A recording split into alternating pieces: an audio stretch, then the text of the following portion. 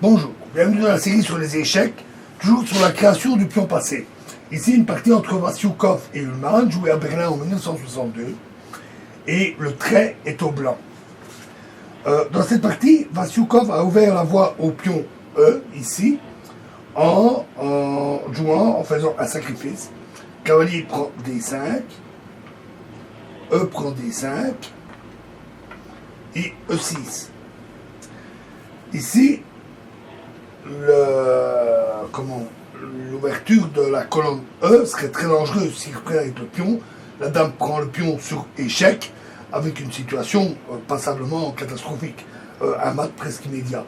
Donc, les noirs jouèrent dame D8. Ici, les noirs voudraient bien rendre la pièce pour ce dangereux pion.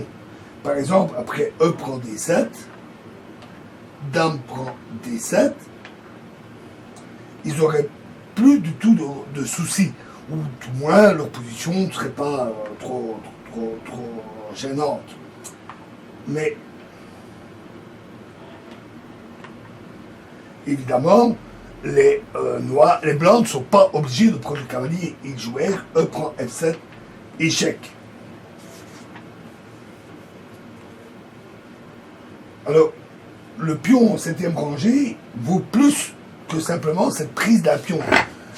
Les noirs ne peuvent pas jouer roi prend F7, parce qu'alors dame E6, roi F8, cavalier G5 avec une menace de mat, fou prend G5, fou D6, échec, fou E7, fou prend D5, avec à nouveau une menace de mat, et ils sont carrément condamnés. Alors, remettons les pièces.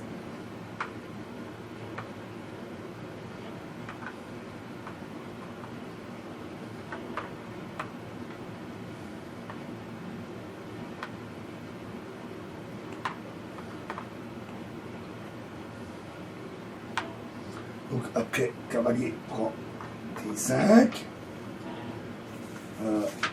E prend D5, E6, dame D8, le roi ici, F7, E prend F7, échec, mais ils ne peuvent pas non plus jouer roi F8, car alors cavalier G5, fou prend G5,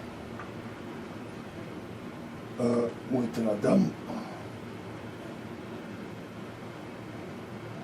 Oui.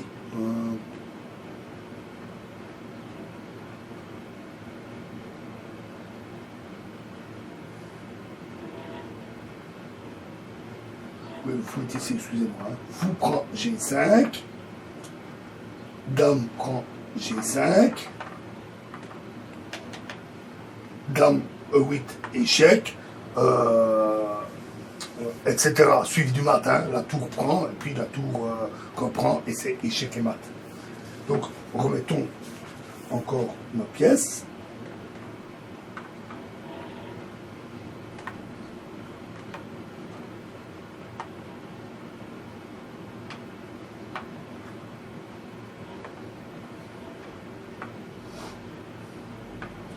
C'est là qu'on voit l'extraordinaire force de ce pion passé.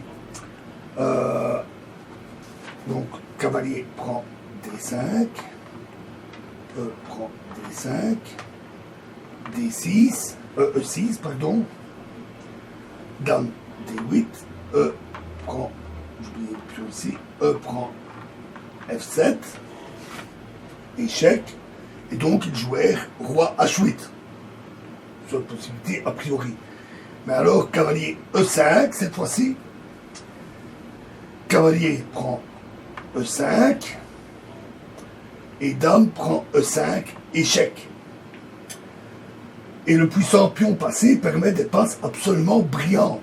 Si cavalier prend E5, alors fou prend E5, fou F6, fou prend F6, échec, dame prend F6, tour E8, échec, suivi du mat en 2 coups, après la capture avec le pion et en réalisant une dame. Donc, on voit que ce pion est une véritable épine dans la position noire, une épine dont il n'arrive pas à se débarrasser.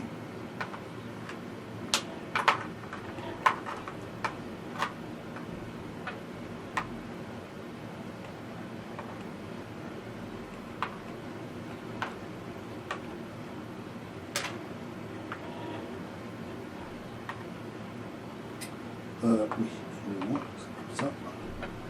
Voilà, donc après, cavalier E, D5, E prend D5, E6, dame D8, F7 échec, roi H8, alors cavalier E5, cavalier prend E5, dame prend E5, donc évidemment Ullmann a vu cette variante, donc il a joué fou F6, mais alors dame E8 échec, cavalier évidemment à nouveau pas la prise avec la dame, hein, prise avec la tour, le pion prend, mais cavalier F8, et alors à nouveau un coup brillant, fou E5,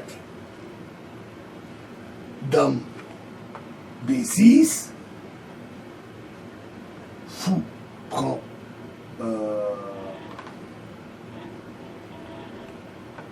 moi le fou il était où? Il était ici, excusez-moi. Fou prend D5, tour C8, fou E6, fou prend E5, fou prend la tour C8, fou D6, défense de cavalier, fou prend A6, tour prend A6, B prend A4, tour A7, tour E6, dame C7 pour déclouer le fou, tour E1,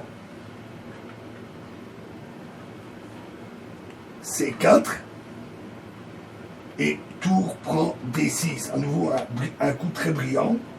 Dame prend D6. Et tour E6. Et la dame ne peut pas prendre. Évidemment, parce que de toute façon, elle ne peut pas prendre, parce que sinon, la dame prend le cavalier et c'est échec et mat. Et donc, les noirs abandonnèrent. Parce que sur dame C5, alors tour C6, et cette fois, la dame noire n'a plus de casse. Et les blancs gagnent. Voilà, une attaque vraiment brillante, complexe, mais brillante, utilisant le pion passé. Voilà, et nous verrons un autre exemple dans la prochaine vidéo. Je vous remercie.